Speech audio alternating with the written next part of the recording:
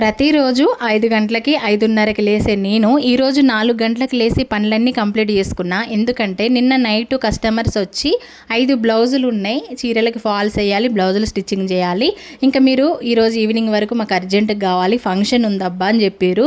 ఇక మనం ఎందుకు తీసుకోకుండా ఉంటాం చెప్పండి. అందులో ఒకటి వాళ్ళు ఏమన్నారంటే ఒక్కొక్క బ్లౌజ్కి 100 రూపీస్ ఎక్స్ట్రా ఇస్తాం, మీరు అర్జెంటుగా కుడతారు కాబట్టి మాకు ఊరికే ఏమొద్దులే అన్నారు. ఇంకా మనం 500 ఎక్స్ట్రా వస్తుంటే ఊరుకుంటామా చెప్పండి.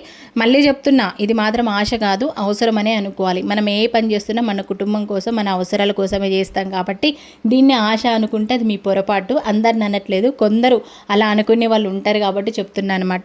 ఇంకా మొత్తానికైతే 4 గంటలకు లేసి ఇంట్లో పనులన్నీ చకచక చేసేసుకొని లెమన్ రైస్ చేసి పిల్లలకి లంచ్ బాక్సులు పెట్టి వాళ్ళని పంపించి నేను బ్లౌజులు కటింగ్ చేసుకొని వర్క్ అయితే స్టార్ట్ చేసిన.